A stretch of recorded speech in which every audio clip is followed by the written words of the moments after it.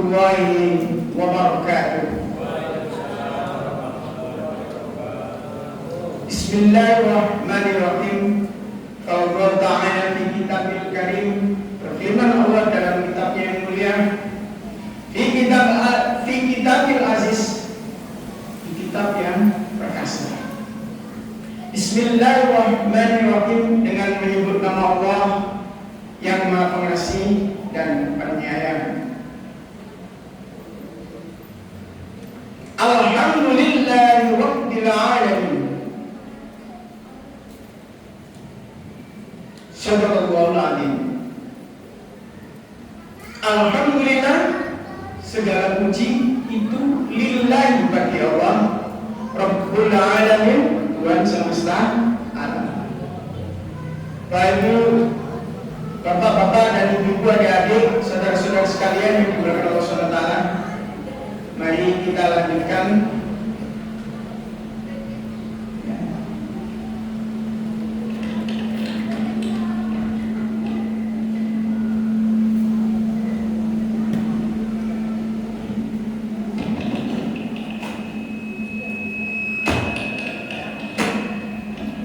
kultum kita sholat tarawih. Kita sudah bahas surat Al-Fatihah. Jadi surat Al-Fatihah dari surat nomor 1 sampai 4 itu memuji Allah. Nomor 1 ayatnya sampai nomor 4 itu memuji Allah.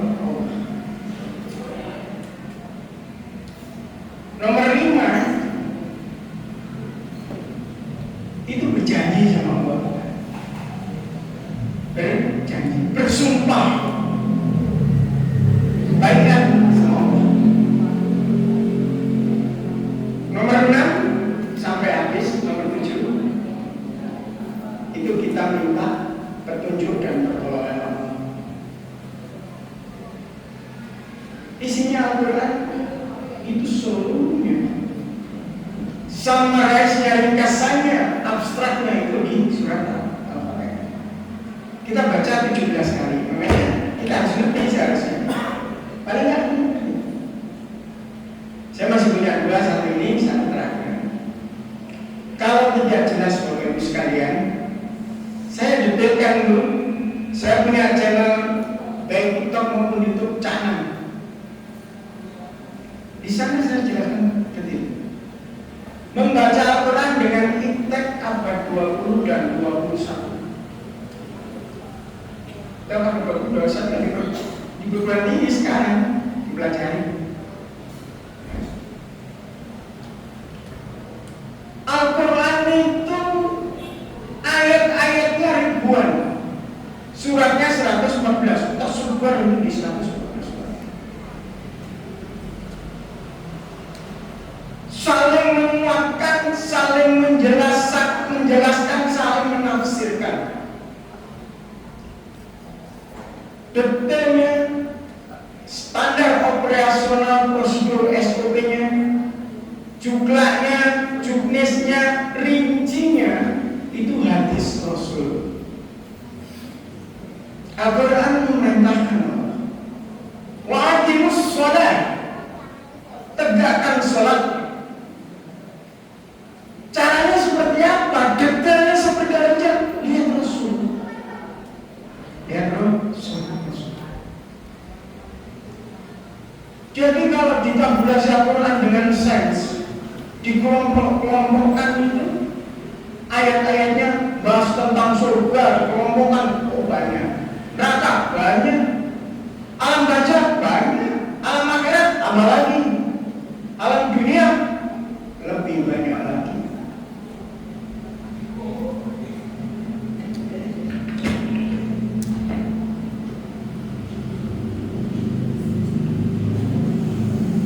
Tes, ini kenapa ngomongnya bisa dibantu? Jadi seperti itu.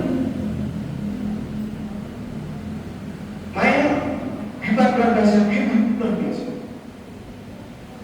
Kita aja nggak ngerti, nggak pernah belajar. Saya ahli gizi, saya pernah belajar ayat-ayat tentang makanan dan minuman. Coba di 114 surat ada 113 ayat. Makanan di dunia maupun di surga dan neraka di akhirat ada. Makanan penghuni surga itu apa? Ada di makanan.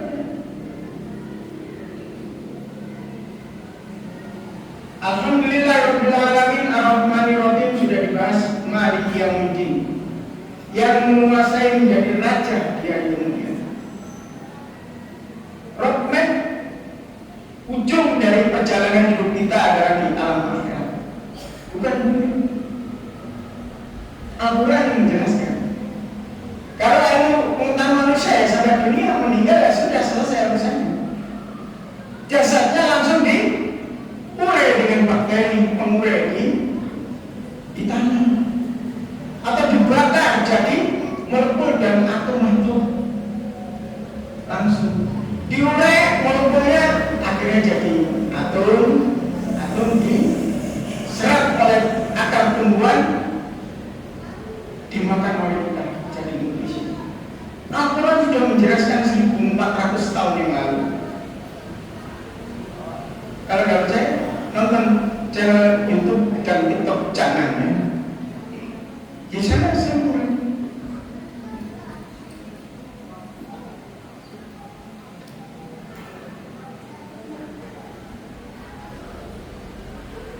Maliki yaumiddin, yang menjadi raja, jadi penguasa.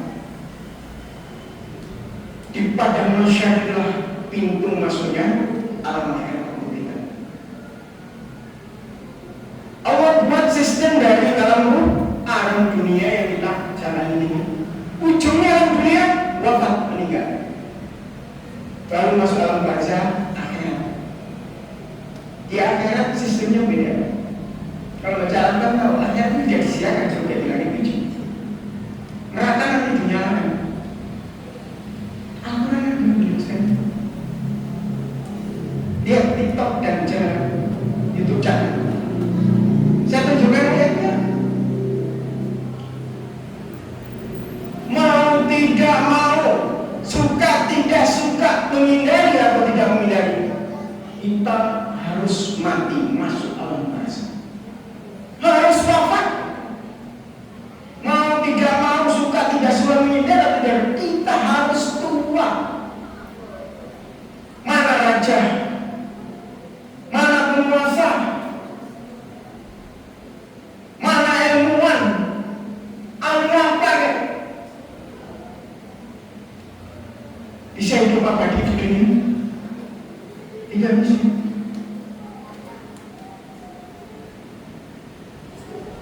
Kalau dipelajari secara biokimia dan kimia maka bisa dipastikan tubuh kita itu ada sistem, ada namanya organ, ada namanya jaringan disusun oleh sel-sel tubuh, sel-sel disusun oleh molekul disusun oleh aku. Yang ngatur tubuh molekul itu sel-sel tubuh itu, walaupun ikatan kimianya namanya ikatan ion, apalagi kovalen, rentan pada putus, ada waktu, ada perubahan. Makanya Allah menjelaskan, mau tidak mau kamu masuk alam akhirat. Itu Allah yang bukan Allah. Bisa kita keluar dari ini? Gak bisa. Siapa tahu? Orang-orang yang hebat itu di luar kemampuan kita, yang kita jangkau juga mati juga. Pak Ustadz pun, Pak Kiai juga mati, tua juga. Apalagi kita. Ya. Kullu nafs dha'iqatul maut. Tiap yang berjiwa pasti meninggal. Yang meninggal jiwanya punya tidak dicabut untuk mempertanggungjawabkan di akhirat, dikasih jasad baru di alam akhirat. Maya menjelaskan Maliki yaumiddin, menjadi penguasa di hari pembalasan. Terus kita disuruh oleh Allah, iya karena abudu wa iya karena nasta'in.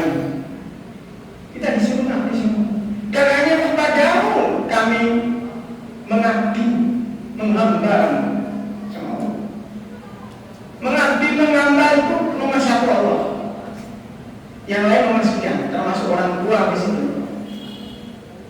Karena mereka bangsa dan negara mengabdi pada bos, pada atasan, pada juragan. Itu segala macam. Artinya apa? Kalau Allah menentukan dua aja jangan dilakukan. Kalau katakan itu mubah, nggak masalah. Jadi hukum Islam itu gini Pak. Ujung di sini itu wajib.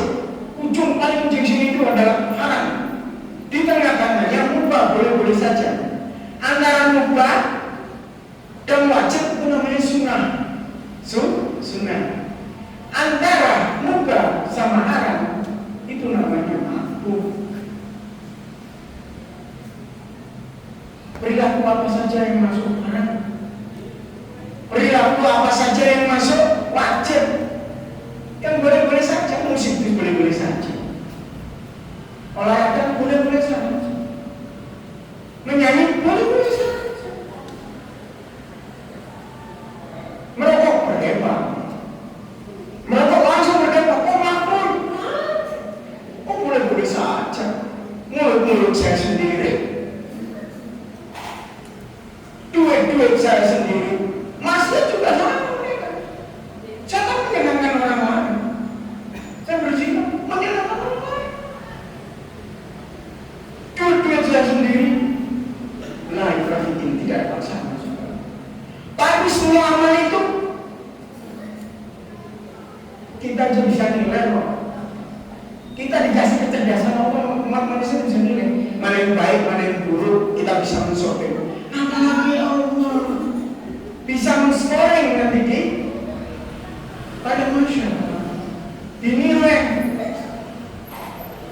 dipilih itu surga aja ada levelnya, neraka itu ada levelnya. Tinggal pilih, level pilih, tidak ada paksaan kamu bertambah sama tidak. Kamu mau nyembah saya tetap Tuhannya alam semesta.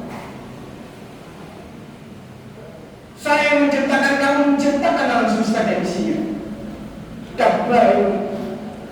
Di satu galaksi itu sudah banyak matahari. Mungkin ada manusia itu kecerdasan.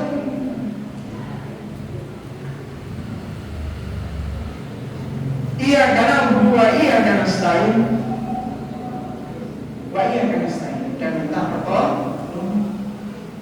Nggak boleh minta pertolongan nomor satu baru manusia kan bisa keluarga dari orang tua dan sebagainya boleh, atasan dan sebagainya. Tapi nomor satu berdoa dulu sama. Nanti ayat terakhir kita bahas di dokumen ini. Tapi paling tidak kita sudah tahu ya seperti ini. Allah kalau menentukan hukumnya, membuat sistem, kita nggak bisa buat sistem. Saya nggak mati deh, orang lain aja saya ngambil nanti kuburan. Nah, kalau fisik kita rusak karena ketuaan, maka ruh kita mau tidak mau keluar dari fisik kita. Baik sekalian, di bulan Ramadan ini mari kita manfaatkan sebaik-baiknya sebisa kita. Jangan terlalu maksa. Jangan terlalu maksa. Udah bengek, sakit-sakit itu masih dimimpikan. Bundel kan. Yang sekuat kita, baca Al-Quran sekuat kita. Kita jalan hidup itu sekuat kita.